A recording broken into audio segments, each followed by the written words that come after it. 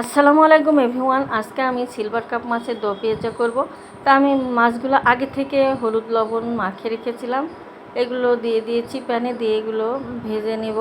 এক পাশ আমার ভাজা হয়ে গেছে, আরেক পাশ ভেজে নিয়েছি। আমি এগুলো উঠিয়ে নেব, বাকি মাছগুলোও আমি ভেজে নেব। তো আমার সব মাছগুলো ভাজা হয়ে গেছে। এবার আমি প্যানে বেশ কিছুটা পেঁয়াজ কুচি দিয়েছি, দিয়ে একটু ব্রাউন কালার করে ভেজে নেব। আমি 1 চামচ পরিমাণ রসুন পেস্ট, 1 চামচ আদা পেস্ট দিয়েছি, দিয়ে এটা মশলাটা একটু নেড়ে নিয়েছি। দিয়ে একটু সামান্য পানি দিয়ে স্বাদ মতো লবণ, 1/2 চামচ হলুদের গুঁড়া, 2 চামচ শুকনো মরিচের গুঁড়া, 1 চামচ ধনিয়া গুঁড়া, 1 চামচ জিরার গুঁড়া আর কয়েকটা কাঁচামরিচ দিয়ে মশলাটা খুব ভালো করে কষিয়ে নিয়ে পানি দিয়ে দিয়েছি। দিয়ে আমি মাছগুলো দিয়ে দেব, দিয়ে ঢাকনা দিয়ে ঢেকে রেখে রান্নাটা করে নেব।